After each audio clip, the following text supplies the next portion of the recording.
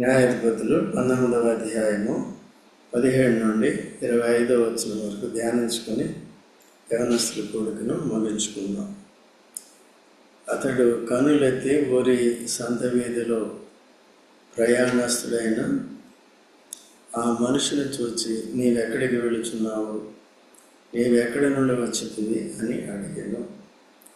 గత వారంలో మనం చూసుకున్నాం, లేవీయుడు తన ఉపపత్నిని తన యూదా బెత్లెహేము నుండి తన మామ ఇంటి నుండి బయలుదేరి వస్తున్నాడు. అయితే ఒక ఊరికి వచ్చిన తర్వాత అక్కడ పొద్దుగుంకింది, చీకటి పడుతుంది. ఆ సమయంలో రాత్రి ప్రయాణం చేయటం మంచిది కాదని అక్కడ ఆగినప్పుడు ఎవరు చేర్చుకోలేదు. అయితే ఒక పెద్ద ఆయన, ఒక ముసలాయన, ఎందుకంటే ధర్మశాస్త్రం ఏం చెప్తుందంటే పరదేశాలని తెలియని వారిని కూడా ఏం చేయాలి, వారికి ఆశ్రయము ఇవ్వాలి, వారిని చేర్చుకోవాలి, వారికి ఆతిథ్యము ఇవ్వాలి అనే మాట ఉంటుంది. నేటి దినాల్లో కూడా మనమందరం కూడా పరదేశులమే కదా, దేవుని రాజ్యానికి వారసులము కాదు. ఈ లోక సంబంధము, ఈ లోకం అంతా పాపంతో నిండిపోయింది. ఆదాము చేసిన మొదటి పాపము నుండి ఆదాము ద్వారా పుట్టిన మనం అందరం కూడా పాపులమే. పాపంలో పుట్టాం, పాపాలు చేస్తున్నాం. మొదటి పాపం ఏంటి అంటే నిజదేవుని ఎరక్కపోవటం, పరిశుద్ధపరచబడకపోవటం. ఎందుకంటే మనం అపవిత్రులుగా పుట్టినప్పుడు పాపంలోనే పుట్టినప్పుడు మన పాపానికి పరిహారం కావాలి. మనం పాపముల నుండి మనం విడుదల అనేది పొందాలి.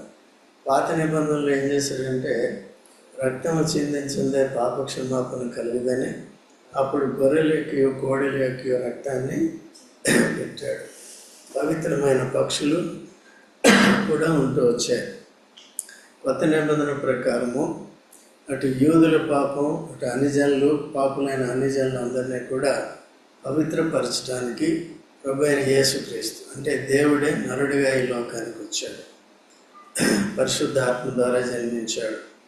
కన్యక గర్భంలో అసమానమైన జన్మించాడు. స్త్రీ పురుషులకు జన్మిస్తే వాడు మానవులు అవుతారు. మానవులంతా ఎవరు? పాపులు, అంటే అపవిత్రులు. వారందరూ కూడా పవిత్రపరచబడితేనే స్వర్గానికి వెళ్తారు, లేక పరలోకానికి వెళ్తారు. అందుకనే మనల్ని అందరినీ కూడా పవిత్రపరిచి దేవుని పిల్లలుగా చేసి దేవుని రాజ్యానికి తీసుకుని వెళ్ళటానికి ప్రభువైన యేసుక్రీస్తు మొదటిసారిగా శరీరధారిగా వచ్చి మానవాడి పాప పరిహారం కొరకు శిలువలో తాను అర్పించుకొని తన రక్తము కార్చి మరణించి సమాధిని జయించాడు. ఇప్పుడు యేసుక్రీస్తు రక్తం ప్రతి పాపం నుండి మనల్ని పవిత్రులనుగా చేయడం ఎప్పుడు చేస్తుంది? ప్రభువైన యేసుక్రీస్తు దేవుడైన నరుడిగా వచ్చాడని, నా పాప పరిహారం కొరకు శిలువ వేయబడి రక్తం కార్చని తిరిగి లేచినాడని నమ్మాలి. క్రీస్తుని ప్రభువుగా రక్షకుడిగా అంగీకరించి మన పాపాలు మనం ఒప్పుకున్నప్పుడు పశ్చాత్తాపడి క్షమించి మనల్ని ఏం చేస్తాడు? పవిత్రులుగా చేస్తాడు. అప్పుడు పరిశుద్ధ దేవుని యొక్క పిల్లలుగా పిలువబడతాం. తర్వాత యాజక ధర్మం కూడా చేయాలి. ఆరాధన చేయటం, ప్రార్థన చేయటం, సువార్తను ఇతరులకి చెప్పటం, దేవుని మందిరానికి క్రమంగా రావటం, వాక్యాన్ని నేర్చుకోవటం, మీకేమైనా తలాంతులు వరాలు ఉంటే వాటిని వినియోగించటం, సంఘానికి క్షేమం కలుగు చేయటం, ఇవన్నీ కూడా అవసరం అన్నమాట. ఓకేనా? కాబట్టి ఇప్పుడు మనం కూడా పరదేశులము. మనం ఎక్కడి నుంచి వచ్చామో, ఎక్కడికి వెళ్తున్నామో అనే విషయాలు తెలుసా? ఎక్కడి నుంచి వచ్చామంటే కొంతమంది అంటారు కోతి నుండి వచ్చామంటారు, కొంతమంది లేకపోతే ఒక దేవుడు పేరు చెప్పట్లేదు, ఒక దేవుడు భుజంలో నుంచి ఒకళ్ళు వచ్చారంటే, నోట్లోంచి ఒకళ్ళు వచ్చారంటే, జాతులు కాళ్ళల్లోంచి ఒకళ్ళు వచ్చారంటే. సో ఎందుకు వచ్చారు తెలియదు. అర్థమైందా? కల్పనా కథలు కాకుండా సత్యం కావాలి. అసలు దేవుడు ఎందుకు రావాలి అంటే మనం త్రోవ తప్పిపోయి ఉంటుండగా, పాపులం ఉండగా, అపవిత్రులై ఉండగా, పరిశుద్ధుడైన దేవుణ్ణి ఎరగిన వారు, ఆయనతో సాంగత్యం లేనివారు పరిశుద్ధపట్నం పరలోకానికి వెళ్ళే హక్కే లేదు. అటువంటి మనల్ని ఎక్కడి నుంచి వచ్చామో, ఎక్కడికి పోతున్నామో, నరకానికి పోతున్నామో అనే సంగతి కూడా తెలియని పరిస్థితిలో తానే వచ్చి మన పాపాన్ని పరిహరించాడు. పాత నిబంధనలో ధర్మశాస్త్రంలో గొర్రెలను అర్పించేవారు, ఇప్పుడు తను తానేం చేశాడు? అర్పించుకున్నాడు. అందుకనే క్రీస్తు యేసు రక్తం అమూల్యమైన రక్తం. వెండి బంగారాలతో మనల్ని విమోచించలేదు, విడిపించలేదు, పరిశుద్ధపరచలేదు. కానీ దేంతో చేశాడు? తన స్వంత రక్తంతో మనల్ని పవిత్రపరిచాడు. మన పాపాలను మనం ఒప్పుకున్నాం, క్షమించాడు. అయితే ఇప్పుడు పరలోక పట్టణానికి, ఇప్పుడు మనం ఎక్కడి నుంచి వచ్చామంటే ఆదాము నుండి వచ్చాం. ఆదాము నుండి వచ్చిన తర్వాత ఏమైంది? అపవిత్రంగా వచ్చాం. ఆదాములో నుండి ఎక్కడికి వచ్చాం? క్రీస్తులోనికి వచ్చాం. క్రీస్తులో ఏమైంది? పవిత్రం. క్రీస్తులో నుండి ఎక్కడికి వెళ్తాం? పరలోకానికి. ఇప్పుడు అర్థమైందా లేదా? ఇప్పుడు ఈ వ్యక్తి కూడా లేవీయుడు తన ఉపపత్నిని తీసుకుంది. అపవిత్రురాలైనప్పటికీ కూడా తను క్షమించి తను ఏం చేశాడు? తెచ్చుకుందాం. ఈ సమయంలో ఆ పెద్ద ఆయన, ముసలాయన, ఆయనకి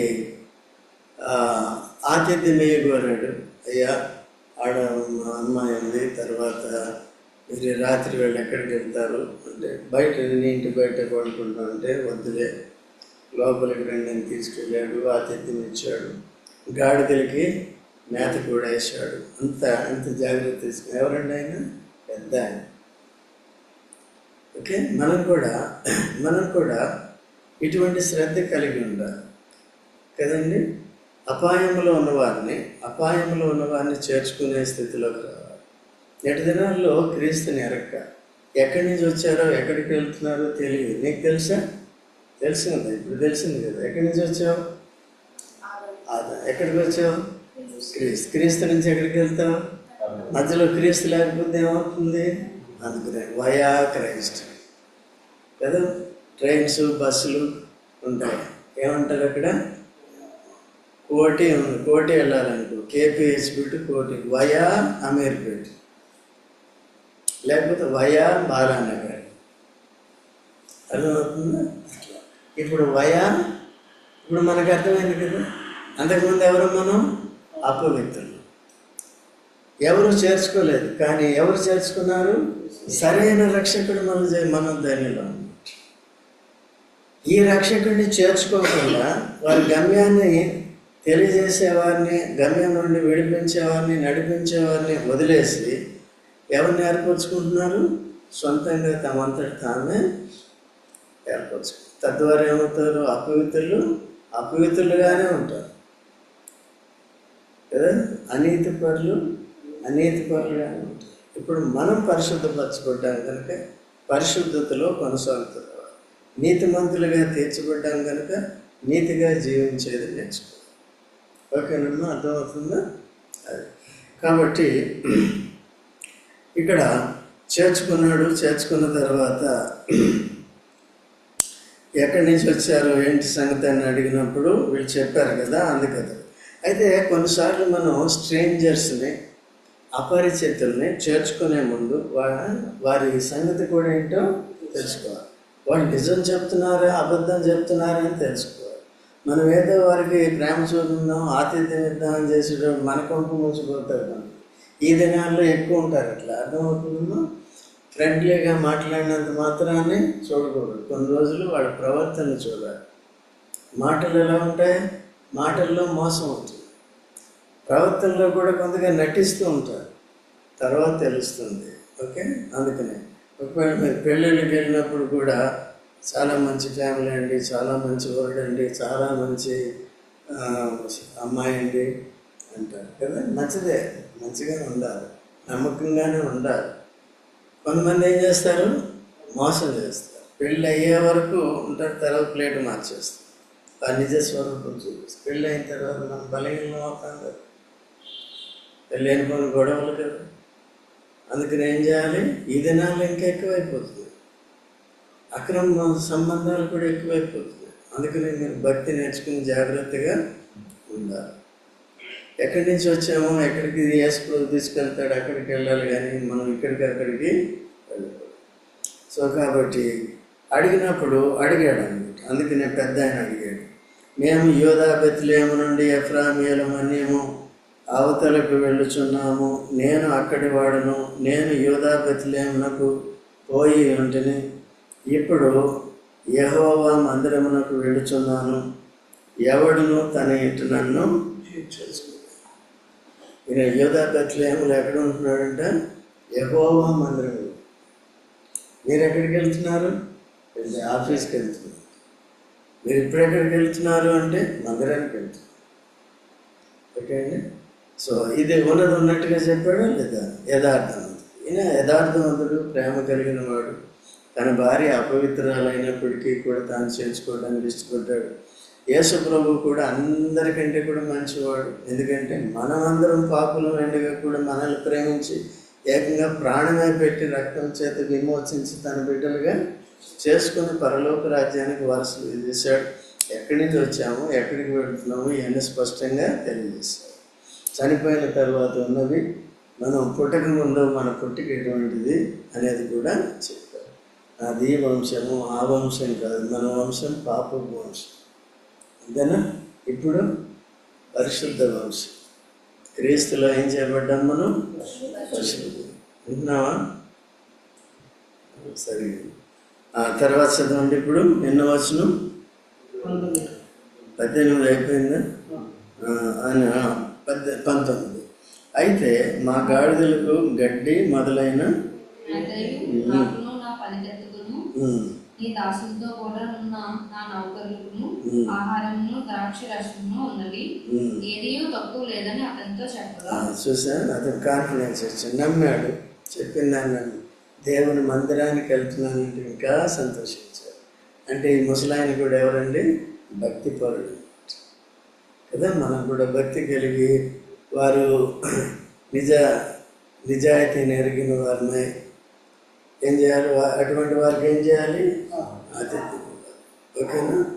కాబట్టి నా దగ్గర ఎంత ఉంది, మీరు హ్యాపీగా ఉండండి అని ఏం చేశాడు? ఈయనకి యాక్చువల్లీ ఏదో కొద్దిగా చోటేస్తే చాలు కదా, అంతే. ఎందుకంటే తన దగ్గర తినడానికి ఏదో అక్కడి నుంచి వాళ్ళ మామ కట్టించి ఉంటాడు కదా. ఆయన ఇవన్నీ ఉన్నాయని ఆయన ఏం చేశాడు? అందుకే అష్యూరెన్స్ ఇచ్చాడు. తర్వాత 20వ వచనంలో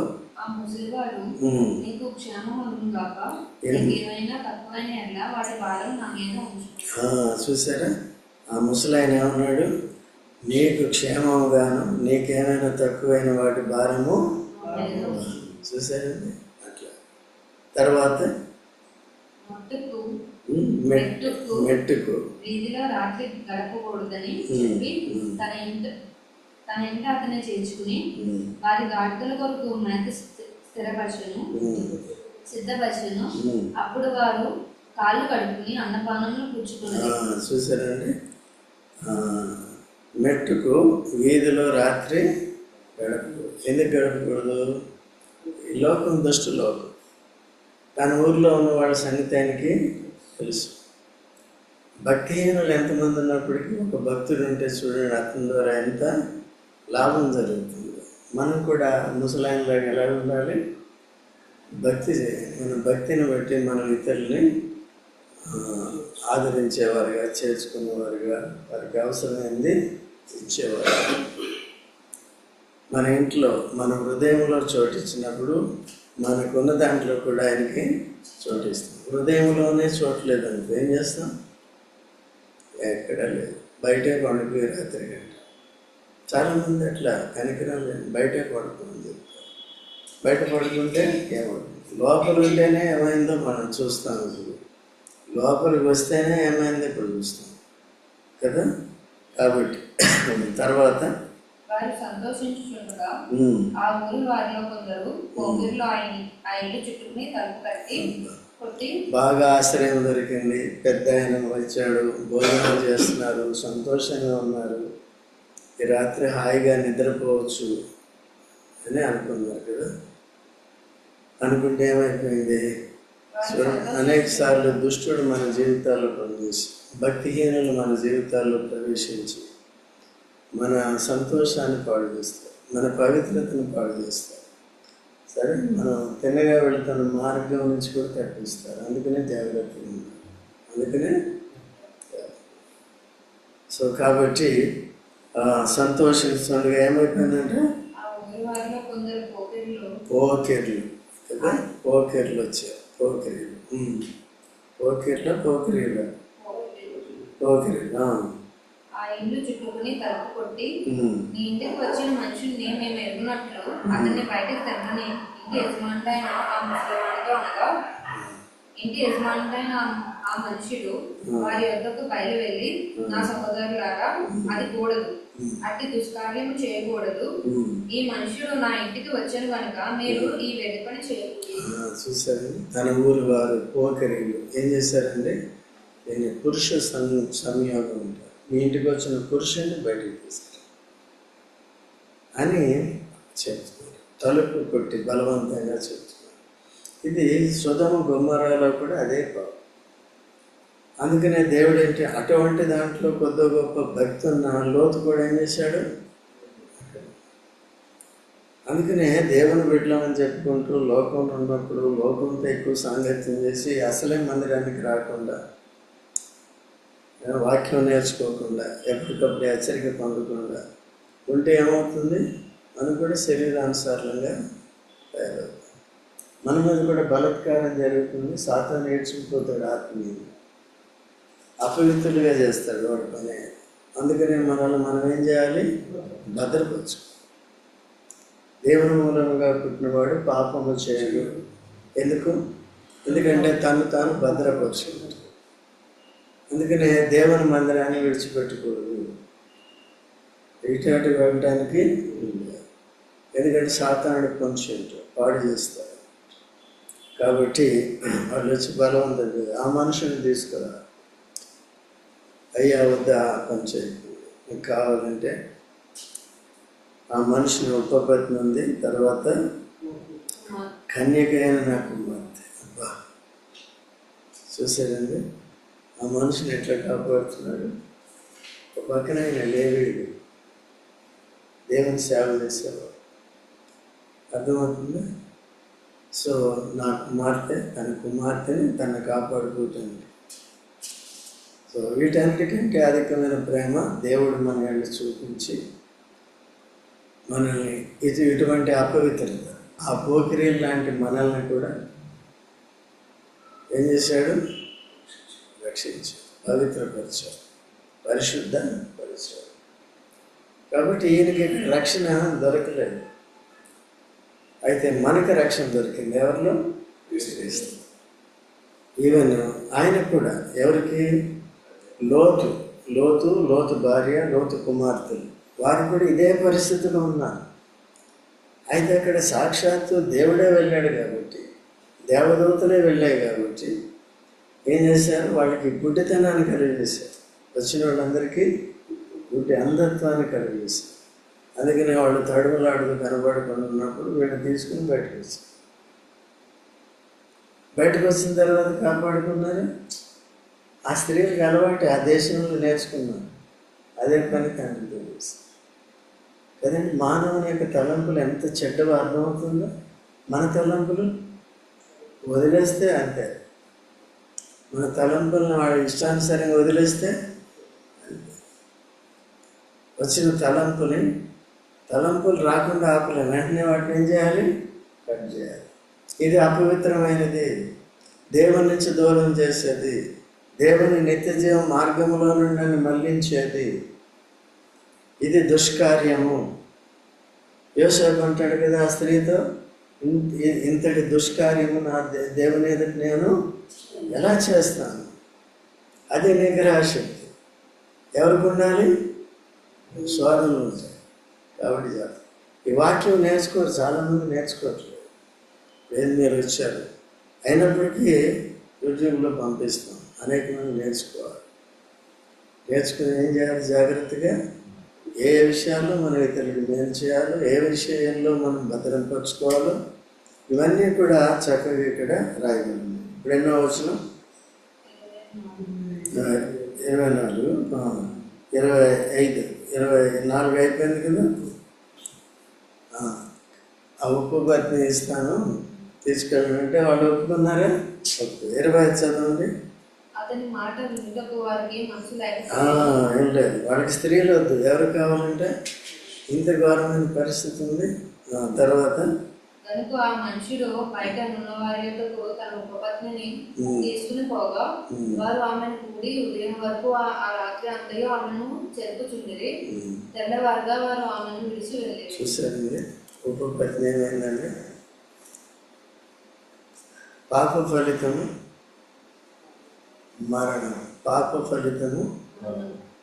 ఈ వ్యక్తి తన భర్త లేవీయుడు ప్రేమించాడు. ఈ ఉపపత్ని వేరెవరితో అక్రమ సంబంధం పెట్టుకుంది. అయినప్పటికీ తను ప్రేమించి తెచ్చుకుంటే ఆయన మరణం ఏం చేస్తున్నామని వెంటాడుతుంది. ఆమె మోహం కలిగి ఉంది. ఎవరు? ఉపపత్ని. కాబట్టి ఇప్పుడు ఏం చేశారు? రాత్రి అంతా బాగు చేశారు కదా. అదే దురాశ. అంతా కూడా లీగలిస్టిక్గా ఉండాలి. ఏం మనసు? ఓకేనా? అంతా ఎలా ఉండాలి? న్యాయపరంగా ఉండాలి. దేవుడు మన అవసరాలన్నీ తెలుసు. ఏం తినడానికి ఇస్తాడు, చూడటానికి ఇస్తాడు కదా, అన్నిటి ఇస్తాడు. కానీ ప్రతిదానికి ఏముండాలి? పరిమితి ఉండాలి. There should be limitation.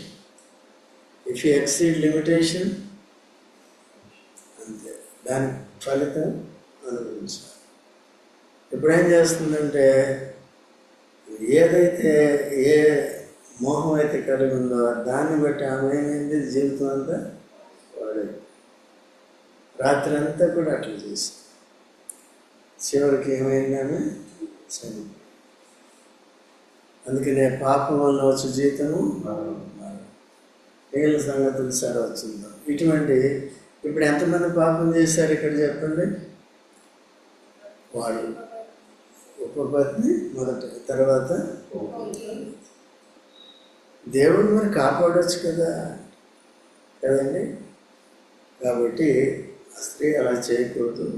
చేసిన వెంటనే పశ్చాత్తాపడి ఆ రోజుల్లో బలులు అయి ఉంటాయి, అవన్నీ అర్పించుకోవాలి. రేపటి రోజుని వెళ్ళిన తర్వాత కూడా మళ్ళీ నమ్మకం ఉంటుందని గ్యారంటీ లేదు. అలాగే మనం ఉండకూడదు. దేవుని బిడ్డలుగా, పరిశుద్ధపరచబడిన వారుగా, పరిశుద్ధ కన్యక వల్లే మనం ఎలా ఉండాలి? ప్రభు అయిన యేసుక్రీస్తు భార్యగా మనం సిద్ధపడాలి. ఆఖరికి ఏం మాట చదవండి? 2 కొరింథీ 11వ అధ్యాయం 2వ వచనం. త్వరగా చదవండి. 2 కొరింథీ 11వ అధ్యాయం 2వ వచనం. దేవాశక్తితో మీ ఎడల ఆసక్తి కలిగి ఉన్నాను. ఎందుకనగా పవిత్రురాలైన కన్యకగా ఒకడే పురుషునికి అనగా క్రీస్తుకు సమర్పింపవలనని మిమ్మల్ని ప్రదానం చేసేది. కానీ సర్పము తన కుయుక్తి చేత అవ్వను మోసపరిచినట్లు మీ మనసులను చెరపడి క్రీస్తు ఎట్లనున్న సరళత నుండి, పవిత్రత నుండి ఎట్లయినను తొలగిపోనేమో అని భయపడుచున్నాను. చూసారా? పౌలు భయపడుతున్నాడు. ఎందుకంటే వాడి మీద విశ్వాసం మీద నమ్మకం ఉండట్లేదు కదా. అర్థమవుతుందా కదా? ఒకే పురుషుడు. పవిత్రాలంటే ఎవరండి? ఒకే పురుషుడికి కట్టుబడి ఉండాలి. ఇప్పుడు మనకు కూడా ఆత్మీయంగా కూడా ఒకే దేవుడు. 4 దేవుళ్ళు అంటే నీకు ఎంతమంది తండ్రులు? ఒక్కడే. తల్లి ఒక్కరే. భార్య ఇంకా కాలేదు. అయితే ఎంతమంది? 2 3 2